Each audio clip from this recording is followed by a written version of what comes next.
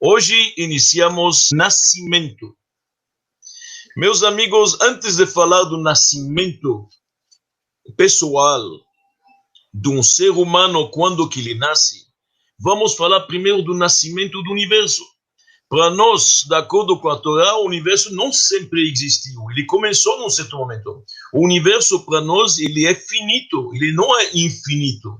Ele tem, na verdade, limites. Ele é finito e teve um início, teve um começo. E os nossos sábios do Talmud discutem quando que nasceu o universo. Um sábio chamado de Rabbi Yoshua, ele fala que nasceu no mês de Nissan. Nissan corresponde mais ou menos março, abril, nesta época da primavera no hemisfério norte. Rabbi Elazar, ou Rabbi Eliezer, para ser mais correto, Rabbi Eliezer fala que ele nasceu o universo no mês de Tishrei, no mês de Rosh Hashanah e Kippur, que cai normalmente em setembro. Uma discussão entre os dois. Obviamente, eles estão discutindo quando nasceu o primeiro homem. Quando a gente fala universo, a gente se refere, obviamente, à criatura mais especial e escolhida, que é o ser humano. Quando fala do universo, é sempre 6 dias antes. Nós sabemos que a criação do mundo durou 6 dias. No sétimo, Deus descansou. No sexto, foi criado Adão, o primeiro homem, e Eva, a primeira mulher. Então, aquele Rabbi Yoshua que diz que nasceu o universo no primeiro de Nissan, significa o primeiro homem. O universo, um pouco antes, 25 de Adar. Aquele que está dizendo, Rabbi Eliezer, que foi em Rosh Hashanah, o universo, 6 dias antes, significa 25 de Elul. É interessante, os livros profundos e místicos conciliam estas duas opiniões. Não é que elas estão contraditórias. Um está falando quando Deus pensou em criar o mundo. Houve um momento que Deus cogitou e pensou o que se chama Alá B'Machshava, e tem um momento que se concretizou e que realmente se materializou este universo físico que nós estamos. Em Nissan, no mês da primavera, em março, abril, Deus pensou na criação.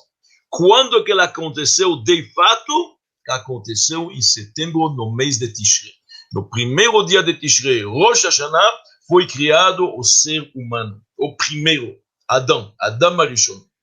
É interessante que a gente vê na história nossa, mais tarde, demorou 26 gerações, 2.449 anos, quase 2.450 anos, quando houve a inauguração do santuário, aquele santuário portátil que nós chamamos o Mishkan em hebraico, o tabernáculo, o templo portátil que andava com eles no deserto. Ele foi inaugurado no 1º de Nissan, depois da saída do Egito. Então é interessante, naquele momento se combinou o pensamento e a ação na mesma data. Porque o pensamento da criação do mundo é Nissan, 1º Nissan, e agora o templo menor, que é a representação de Deus aqui na Terra, também foi 1º de Nissan. Então aqui nós temos o nascimento do universo. Após que a gente falou do nascimento do universo, podemos ir um passo para frente e falar do nascimento da nação judaica. Cada nação tem seu momento quando nasceu. Nós conhecemos bem a nossa história, sabemos exatamente quando nasceu a nação judaica. E isto se refere ao período da saída do Egito. Mais uma vez, no ano 2448 da criação. Naquele momento, nós chamamos isto, nasceu. A nação judaica nasceu. O profeta Ezequiel, quando ele fala deste período, ele compara o Egito a uma gravidez difícil, foi complicado, nós ficamos no Egito com muito sofrimento, e finalmente houve o parto é a saída do Egito. Este é o momento que nasceu a nação judaica. O que significa isso? Vamos tentar explicar isso um pouco melhor. O profeta Ezequiel, no capítulo 16, quem quer olhar, a metáfora que ele usa é que realmente a saída do Egito foi o nascimento do povo de Israel. Quando você olha um feto, um embrião, ele está completo. Principalmente nos últimos meses da gravidez, está perfeito, está completo, ele está crescendo todo dia, ele está vivo, está cheio de vida, ele existe, Ele tem todo um comportamento, na verdade. O corpo dele está inteiro, você pode ver até as unhas hoje. Numa ultrassom você pode ver tudo. Porém, tem um problema. Ele não está independente. Ele depende de outro, depende da mãe dele. O que a mãe dele come, vai chegar para ele como alimento. Onde que a mãe dele vai, ele vai junto. Ele está sendo carregado, ele não é autônomo. Não tem independência, ao contrário, ele é dependente totalmente da sua mãe. O que aconteceu quando ele nasce, quando tem o parto? Naquele momento ele se mexe, pode se mexer sozinho. De repente você escuta uma voz, ele grita, ele chora, os órgãos dele se desenvolvem, ele rola para cá, para cá. Há um desenvolvimento físico e espiritual. E a mesma coisa quando falamos no macrocosmo, na nação judaica. No Egito, os judeus pareciam um povo, sim, porque a gente era distinto. O povo tinha sua língua, falava hebraico, tinha seus nomes, tinha até sua roupa, eles eram distintos, tinha até seu lugar, seu território. Os judeus no Egito estavam todos localizados numa província que se chama Goshen, se não me engano, no norte do Egito. Mas estavam escravizados, não estavam independentes, não estavam autônomos, eram engolidos pela cultura egípcia, que afetou muitos judeus já estavam pensando desta forma. Então houve, na verdade, o parto. O que é o parto? A redenção, a libertação.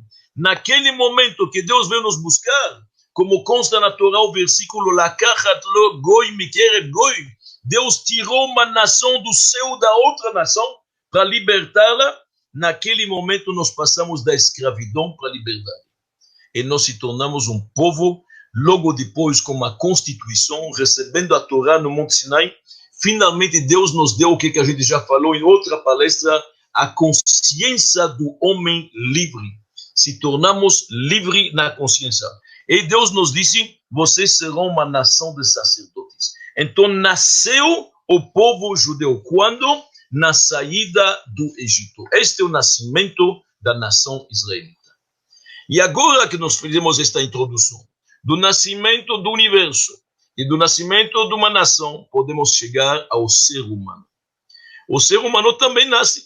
Ele tem sua situação embrionária, que de acordo com o Talmud, no volume de Nidá, nos diz que a criança, quando ele está na posição embrionária, bem assim, a cabeça entre os joelhos, nossos sábios nos dizem, é o melhor momento dele.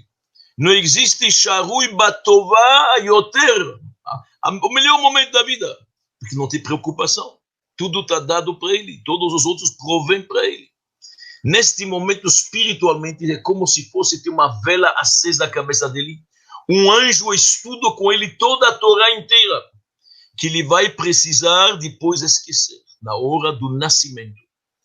E os anjos pedem para ele, e dão força para ele, mas bimoto, seja uma pessoa boa, seja justo. Tzadik, quando você nasce, escolhe o caminho correto.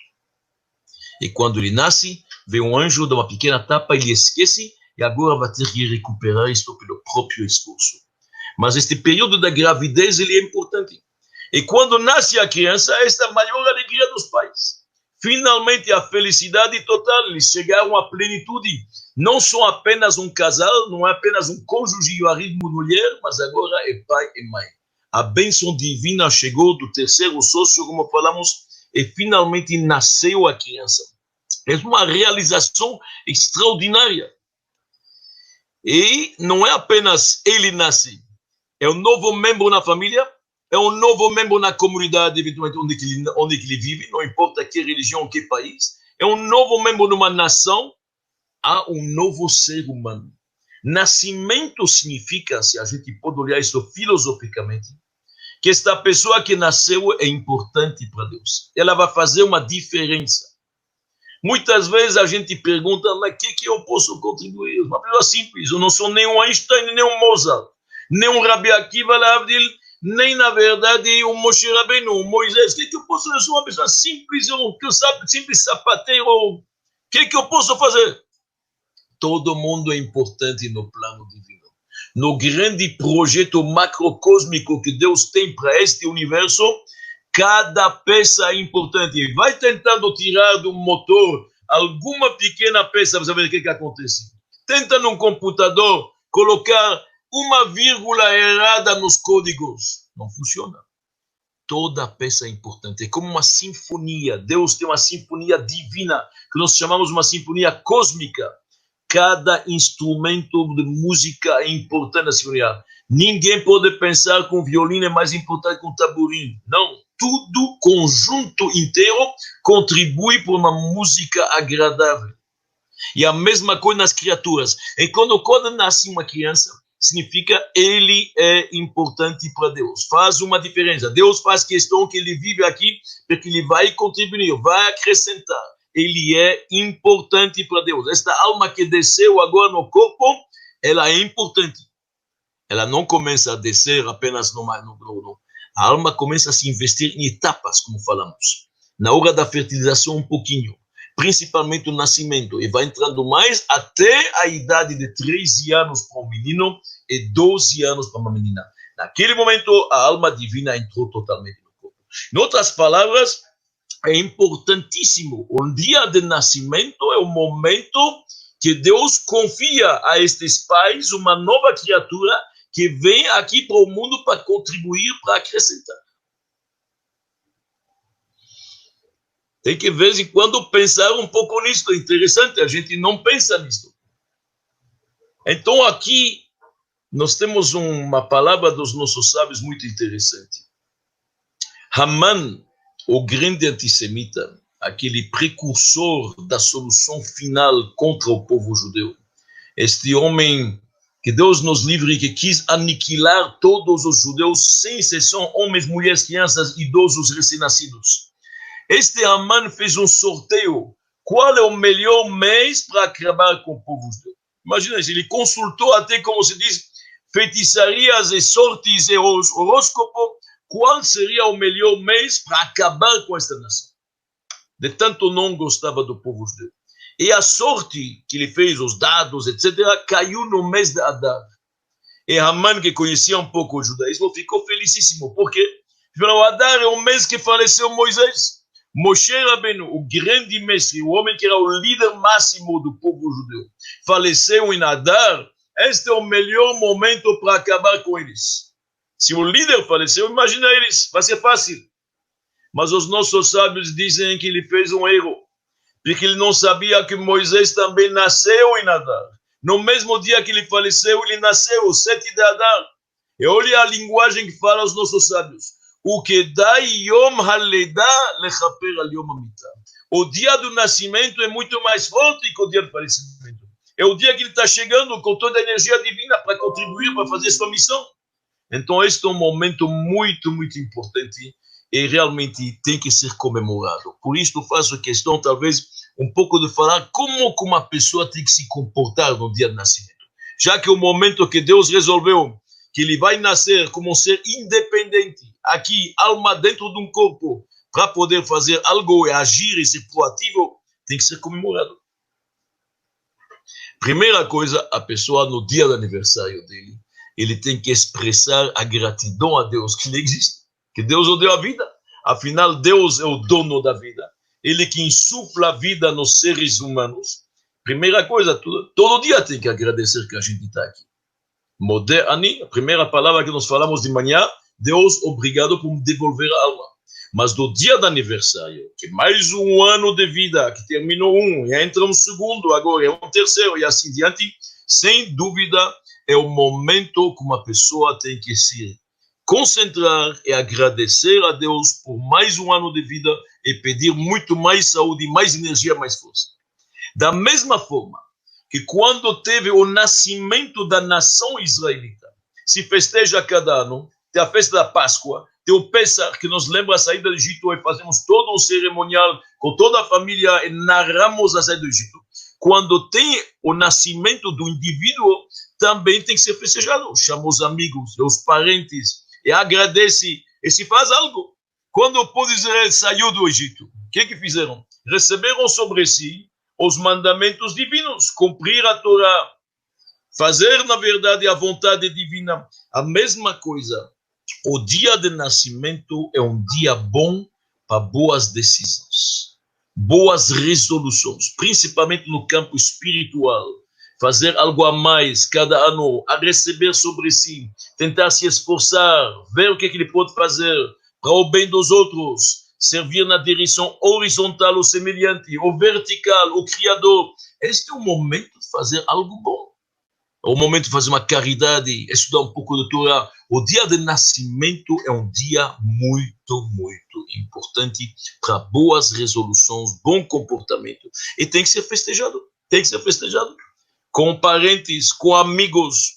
O grande sábio sfaradita, Rabbi Yosef Chaim de Bagdad, o Ben Ishai, como nós chamamos ele, escreve que o dia de nascimento tem que festejar. Principalmente datas redondas, 60, 70, como o Talmud diz que Rabbi Yosef fez uma festa quando fez 60 anos.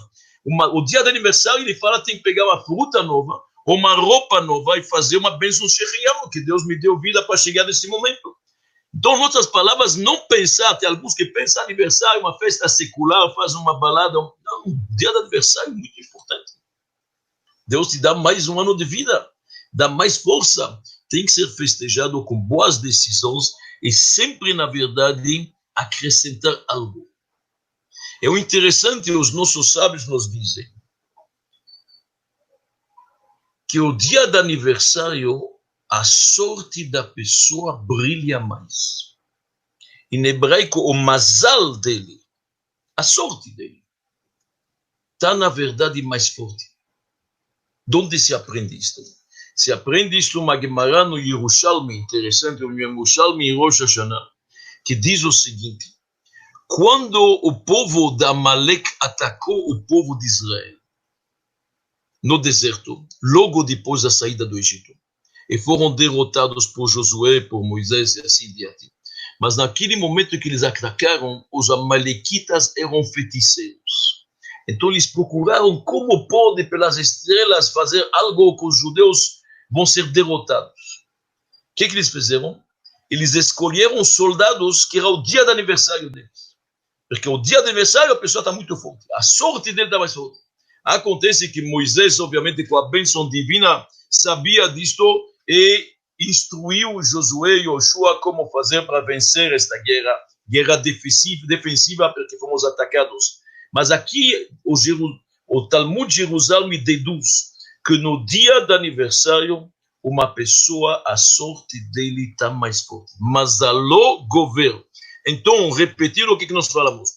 O dia do aniversário é um dia de introspecção, é um dia de reflexão, é um dia de boas decisões, é um dia para melhorar, é um dia para fazer chuva de arrependimento. Assim como na saída do Egito, sempre tem que olhar como foi para a nação, como festejamos o dia do aniversário da nação. Acrescentamos boas ações, melhoramos, consertamos, fizemos algo, recebemos sobre si a Torá no Monte Sinai. Assim também o dia do aniversário. Não somente aniversários específicos de Bar Mitzvah, Bat Mitzvah, 13 anos. Qualquer um é bom. Bar Mitzvah nem se fala, obviamente. Os nossos sábios nos dizem que Rabbi Shimon Bar Yochai, o grande sábio, autor do Zohar, livro de base da Kabbalah, no dia de Bar Mitzvah, pegou seu filho, Rabbi Elazar, fez uma grande festa com os amigos. Claro, tem que ser festejado. Um momento como este merece ser festejado, é muito importante. Então, nós falamos bastante do nascimento, e obviamente a gente não poderia falar só de nascimento, sem mencionar também um pouquinho o contrário, que se chama o dia da morte. Uma palavra que as pessoas não gostam, em geral as pessoas temem o dia da morte, ninguém gosta muito de falar disso, a gente tem medo do que vai acontecer, e alguns se comportam até como se nunca vai acontecer. Tem alguns que ignoram isto como se nunca vai acontecer. Isto não é bem judaico, obviamente. A pessoa tem que ser realista, mas também não fatalista. Então, a gente agradece todo dia, sem dúvida, a Deus pela vida. A primeira coisa que fazemos de manhã, a gente agradece, fala moderni, mas é importante apreciar a vida enquanto está. Tem gente que aprecia quando não está mais. Exato. Aprecia quando na verdade está. Quando tem. A sensibilidade tem que ser apreciar algo em geral, para tudo. Quando a coisa está conosco, e não quando ela foi embora. Então, para apreciar a vida, tem que entender um pouco também o que é a morte. Morte no judaísmo significa o desenlace. Assim como o nascimento significa que Deus completa e a alma entra mais, investe mais dentro do corpo, o falecimento significa que a alma se desprende do corpo. Como diz o rei Salomão, Va'ruach tashuv el Elokim asher netana. O espírito volta para Deus. E o corpo que foi feito de terra volta para a terra. O falecimento. É interessante, os nossos sábios dizem na lei oral na Mishnah, que é importante uma pessoa, Shuv yom echad lifnei motatcha. É importante uma pessoa, na verdade, se arrepender e melhorar seus atos um dia antes de morrer. Mas como ninguém sabe quando morrer, e ninguém sabe quando vai ser, mesmo o rei David pediu a Deus, implorou, por favor, Hodieni et Kitsi. Ele falou, Deus, por favor, me avisa quando vai ser, na verdade, o dia da morte. Deus falou para ele, é um decreto, a gente não avisa. No final, Deus avisou para ele que vai morrer no Shabat, mas não mais, a data não se fala. Então, como ninguém sabe quando vai falecer, tem que sempre se arrepender antes, fazer que o dia seja bom, cada dia tem que ser bem preenchido, isso é importante. Isso não significa que a pessoa não pode fazer planos, não estou falando isso, ou não pode fazer projetos, pode sim, mas o importante é tratar bem as pessoas. Imagina que você não vai encontrá-los mais, isto sim. Tem que tratar bem, você pode fazer planos. O ser humano tem o direito de fazer planos, que Deus nos dá saúde e vida cumprida para poder cumprir todos os planos de todo mundo. Mas a pessoa tem que se lembrar, cada dia é importante, tem que ser bem preenchido e tem que tratar bem as pessoas. Porque pode ser o dia que você se despede de uma pessoa. O rei Salomão, na sua grande sabedoria, ele fala isto como exemplo, como uma metáfora. Ele fala, Bechol et yu begadecha levanim. Em cada momento, suas roupas têm que ser limpas. Cuida-se que as suas vestimentas não sejam maculadas nunca. Você não sabe, pode ser que amanhã ou hoje, qualquer dia, você vai ter que se apresentar na frente do rei de todos os reis. Veja que a roupa se arrive. A roupa, ele não está se referindo, obviamente, apenas à roupa física. Quando o rei Salomão falando da roupa, ele está falando, obviamente, das roupagens da alma, pensamento, fala e ação serem, na verdade, nobres como se deve. Isto é importante uma pessoa estar consciente. E olha bem, no judaísmo, nossa religião ela é muito, muito realista, muito sábia, pé no chão, pé na terra. Quando alguém vê a falecer, obviamente, existe uma mágoa, existe uma tristeza, a família ao redor está sentindo uma falta do ente querido, mesmo que sabemos que a alma voltou para o Criador, mas não tem mais a comunicação física, por isso que tem lutos, tem leis de luto. É bom saber que a alma é energia divina, ela acaba nunca, a energia divina nenhuma doença pode atingir, a alma continua azul como o céu e sempre brilha, mas porém, quando não tem mais com o ente querido, há uma comunicação como tinha antes, tem luto, tem tristeza, tem aflição no coração, tem um coração partido. E aqui vem a sabedoria judaica. Presta atenção. A primeira reação, normalmente, quando acontece um falecimento, Deus nos livre que não seja barminan, quando acontece uma tragédia desta, qualquer coisa, a pessoa nega, ele não acredita, não é possível, não aconteceu, não aconteceu. No primeiro instante, a pessoa, não posso acreditar. A pessoa nega. O segundo momento é um momento de revolta, um momento de ira. A pessoa está chateada, e chateada com Deus. Por isso, nos lutos judaicos, nós temos períodos diferentes. Presta atenção. O primeiro período é antes da sepultura. Se chama em hebraico onen. A pessoa ainda não é enlutado. Ele é onen. Ele está triste, está machucado, está magoado. Pela lei judaica, ele está isento de cumprir as boas ações.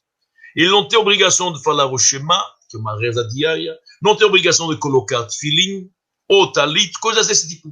Por quê? Porque a Torá leva em consideração, nesse momento ele está chateado, está um pouco chateado com Deus até. Então não é momento agora você, na verdade, empurrar, fazer ele boas, cumprir os mandamentos de Deus. Ele está chateado. A primeira reação foi que ele está negando. A segunda, ele está irado, ele está, na verdade, triste, ele está revoltado um pouquinho. É um pouco como os nossos sábios dizem, você não consola uma pessoa quando o defunto está na frente. Esse não é o momento. O momento é de introspecção, não é falar, não é o momento. Depois do funeral, começa um segundo período que se chama Avelut. Antes era Onen, agora Avel. Avel significa ele está enlutado. O que significa que está enlutado? Enlutado significa ele já fez uma bênção no cemitério, reconhecendo e se conformando com a justiça divina. Baruch Dayana Emet. Ele já reconhece. Agora um pouco a pessoa se levanta, se ergue e entende que tem um Criador, uma autoridade suprema. Ele sabe quando começa, quando termina a vida, e a pessoa entende que a justiça divina está acima da compreensão dele. E agora começa o luto. O luto tem que ter um cuidado psicológico muito importante, porque a pessoa está caindo na realidade. Está caindo na realidade que tem um ente querido, muito querido, que está fazendo falta. A casa dele, está vendo, está fazendo falta. Não está mais a pessoa com quem ele convivia. Se é um pai, se é um marido, se é o que seja, um irmão, está faltando. Então, este é um momento que começa os 7 dias de luto, que se chama Ashiva. E no judaísmo, Ashiva é um momento que a gente reflete não sobre a morte, que o falecido está morto, mas como que ele viveu, principalmente. Como foi a vida dele. Já que é um período com o enlutado não pode trabalhar, não pode cozinhar, não pode passear, não pode fazer nada. Ele sente o luto, os espelhos estão cobertos, ele está com uma roupa rasgada, ele não pode nem estudar a Torá, nada. O que se faz? Muita gente se visita, se alivia a parte psicológica e se fala muito do falecido, como ele viveu, quais foram os legados dele, como foi a vida dele, como ele preencheu a vida. Este é um momento de reconforto, este é um momento de você, na verdade, reconfortar os enlutados. Se chama Nihum Avelim. E os nossos sábios dizem que é um momento bom para chorar, colocar para fora as emoções. Cuidar das emoções é muito importante. E já que a gente sabe que cada enlutado, as emoções são diferentes. Cada um tem umas emoções diferentes. Um reage muito fortemente, o outro reage em introspecção, não quer falar com ninguém. Um reage, cada um. Pela lei judaica, quem começa a conversa é um enlutado. Você vai visitar um enlutado neste período de Avel, que ele está nos 7 dias de Shiva. Pela lei judaica, você não começa a falar. Ele começa a falar.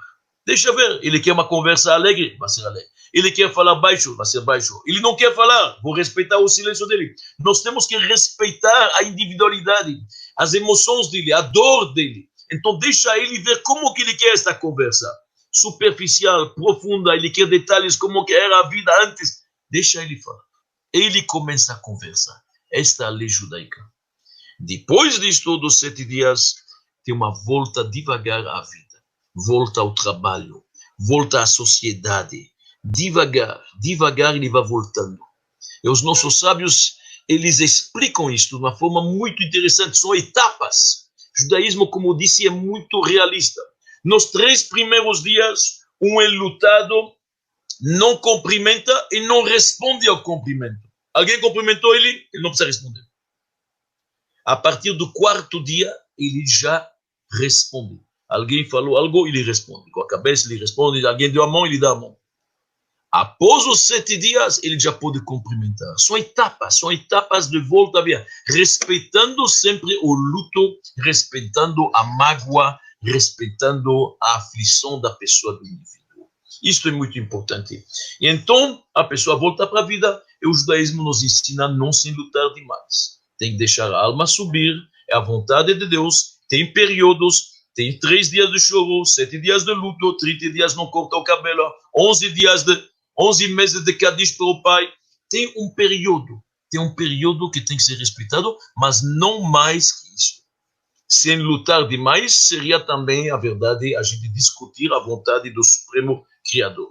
Então, a gente vai devagarzinho até a pessoa se recompor, se reerguer e voltar para seus afazeres. Isto é muito importante entender que o judaísmo considera a morte como uma volta da alma para o Criador. No mundo espiritual, nós acreditamos em 2 mundos e um Deus. Tem o mundo físico, material, e tem o mundo espiritual, o mundo das almas. Esta alma que faleceu está se juntando com seus parentes no mundo da alma, no mundo das almas. Onde que estão as almas também dos grandes justos? Abrão, Isaac, Jacob, Sarah, Rivka, Rachel, Leá, todos estão lá. É importante saber que os nossos sábios dizem que até o patriarca Jacob não tinha doença. Não tinha. A pessoa falecia momentaneamente, assim de uma... E Jacob pediu para ser doente. Claro, não demais. Por quê? Para poder preparar na verdade os filhos, preparar a família. Então os nossos sábios dizem 4 ou 5 dias de doença antes do falecimento, claro, não sofrimento prolongado, isto é muito, muito complexo, Deus nos livre, mas alguns dias para se preparar, para avisar a família, para dar as recomendações, para garantir os legados que vão continuar, isto pode ser uma bênção, não mais, bem curtinho. As pais acima de 80 anos, nossos sábios dizem, não precisa mais de preparo, que Deus dá 120 anos para todos, mas é importante se lembrar que no judaísmo tem leis sobre o falecimento, tem leis, nós somos uma religião realista, obviamente é sempre cedo demais, perder uma mãe, perder um pai, é sempre cedo, perder alguém é sempre cedo demais. Quando Aaron, o irmão de Moisés, faleceu com 123 anos, o povo inteiro chorou muito tempo, mais que um mês, porque é cedo demais. Então é importante se lembrar isto. Então, voltando ao nosso assunto de nascimento, a gente só fez uma parêntese sobre a morte, porque a morte também é um nascimento. Nós falamos até agora o nascimento físico. Pai e mãe físicos, e estão concebendo o filho e nasceu. É um momento especial que tem que ser festejado cada ano, como nós falamos, tem que ser comemorado o dia do nascimento, o dia do aniversário, como o povo chama isso. Existem mais 2 nascimentos que eu gostaria de mencionar nesta palestra para ela ser completa. Um é o nascimento da alma, o renascimento da alma. Os nossos sábios dizem que este mundo é comparado a um corredor, a um albergue provisório. Mas lá em cima, o Lamabá Bait, como diz a Gemara em Moed Katan. Então lá é a moradia fixa, aqui é uma moradia temporária. E quando uma pessoa falece, diz a ética dos pais, presta bem atenção, Hayilodim Lamut. Aqueles que nascem, um dia vão falecer. Esta é uma realidade. Aqueles que nascem, um dia vão falecer.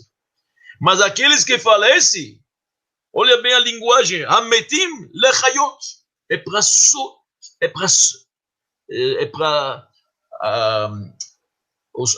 ressuscitar. Para ressuscitar.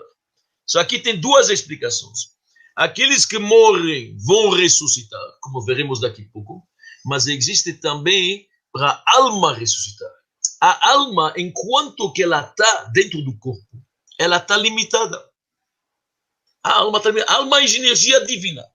Energia divina não depende de tempo e espaço. Porém, a minha alma agora está aqui. Se eu estou em São Paulo, eu não estou, na verdade, na França. Se eu estou aqui, eu não estou nos Estados Unidos. Se hoje é hoje, não é ontem, nem amanhã. Temos limitações. A alma, uma vez que ela entra no corpo, está limitada. A partir do momento que tem um desenlace e a alma se desprende do corpo, neste momento a alma desabrocha. Ela não tem mais, na verdade, as limitações. Ela está muito mais forte que antes. Porque ela brilha sem as limitações do corpo. Só alguns dos nossos livros profundos dizem que o falecimento é, na verdade, um renascimento da alma. Agora a alma sai das limitações, com seus poderes fantásticos, ela poderá ou inspirar os que ficaram vivos, ou fazer outras missões. A alma, a partir do momento do falecimento, Hametim Lechayot, recebe vida para nascer de novo. Isto A segunda explicação é a ressurreição. Realmente, dentro da nossa filosofia, dentro da nossa crença, nós acreditamos que haverá um dia que os corpos dos falecidos vão ressuscitar. Não vai ser mais um corpo que foi composto por pai e mãe e com o terceiro sócio, vai ser totalmente diferente, porque cada corpo que nasceu de um nascimento, de um parto, de uma concepção de pai e mãe, São corpos que têm muita materialidade. Querendo ou não, mesmo a pessoa mais refinada, o corpo ainda tem algo físico, algo material. E para a época pós-messiânica, nós precisamos de corpos totalmente refinados. Como vai acontecer isto? Após o Messias chegar, o justo Mashiach, um tempo depois vem a ressurreição. Como funciona? Deus, através de um orvalho divino, um orvalho especial, insufla dentro dos falecidos, mesmo que os corpos se decomporam durante todos esses centenas de anos passaram, ou milhares de anos pessoas faleceram, Deus vai recompor o corpo através de uma informação genética. Nós sabemos que em cada corpo humano, principalmente na coluna vertebral em cima, nesta parte da nuca, tem um pequeno elemento que se chama na Kabbalah luz. E este pequeno luz em hebraico, este pequeno elemento tem toda a informação. Como a gente sabe que hoje você pode ter num cromossomo, numa célula, todo o DNA da pessoa.